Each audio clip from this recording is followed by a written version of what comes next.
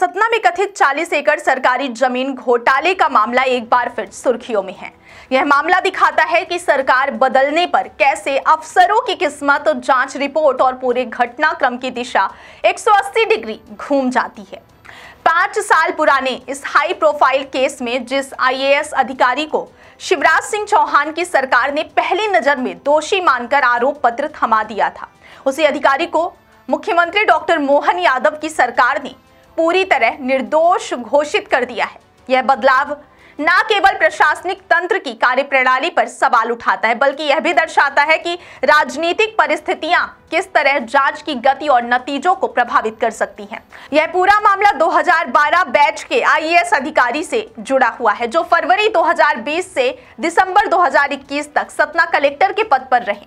उन पर आरोप लगा था कि उन्होंने अपने कार्यकाल में 40 एकड़ से अधिक की सरकारी जमीन नियमों को दरकिनार करते हुए निजी व्यक्तियों के नाम कर दी। यह जमीन अत्यंत मूल्यवान थी और दस्तावेजों में शासकीय शब्द को हटाकर इसे निजी घोषित करने का आरोप सबसे गंभीर माना गया।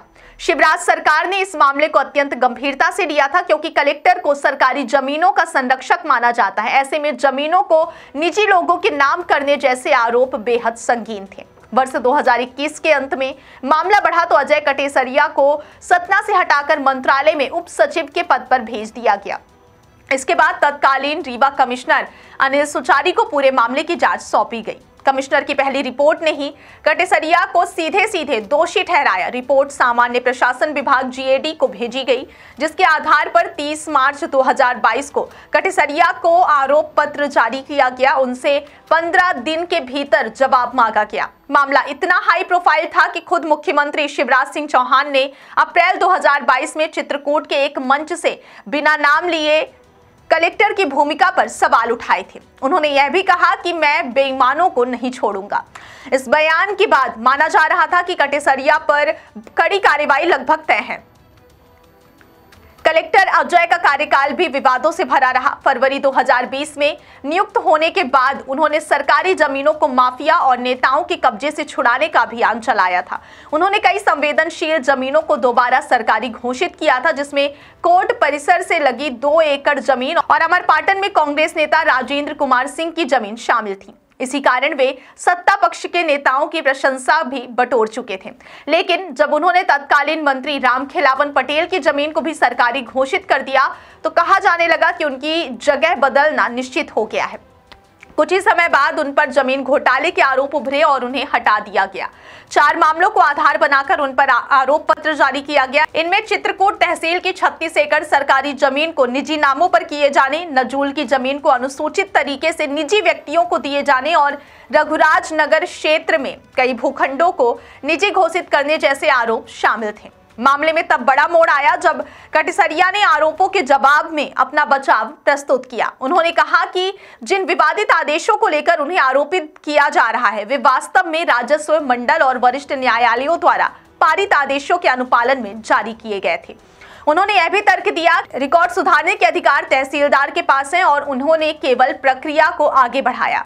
उन्होंने रीवा कमिश्नर की पहली रिपोर्ट को गलत तथ्य प्रस्तुत करने वाली और बदनीयतीपूर्ण बताया। उनका जवाब मिलने के बाद GAD ने नियमों के अनुसार एक बार फिर रीवा कमिश्नर कार्यालय से अभिमत मांगा। इसी दौरान प्रदेश में सत्ता परिवर्तन हो गया। शिवराज सिंह चौहान की जगह मोहन यादव मुख्यमंत्री बने और राजनीतिक वातावरण पूरी तरह बदल गया। यहीं से केस का रुख भी बदलना शुरू हो गया। रीवा कमिश्नर कार्यालय ने इस बार जो नई रिपोर्ट भेजी, उसमें कटेसरिया के तर्कों को सही माना गया। कहा गया कि जो आदेश उन्होंने जारी किए वे वरिष्ठ न्यायालयों के निर्देश पर आधारित थे। इसी नई रिपोर्ट को आधार बनाकर सामान्य प्रशासन विभाग ने 7 नवंबर 2025 को अंतिम आदेश जारी करते हुए अजय कटेसरिया को सभी आरोपों से मुक्त कर दिया। आदेश में साफ कहा गया कि उन पर लगे आरोप सिद्ध नहीं होते हैं।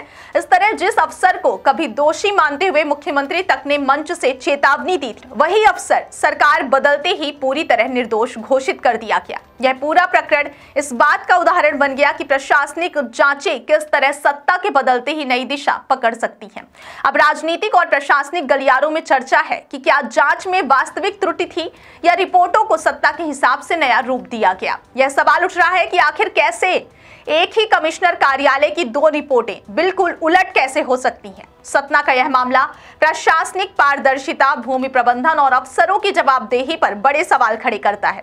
यह भी दर्शाता है कि हाई प्रोफाइल मामलों में निष्कर्ष अक्सर राजनीतिक परिस्थितियों के अनुरूप बदल जाते हैं। अंततः यह केस इस बात का जीता जागता उदाहरण है कि शासन की दिशा बदलते ही जांच की धारा भी बदल सकती है और एक दोषी करार किया गया अधिकारी अगले ही पल पूरी तरह निर्दोष हो जाता है।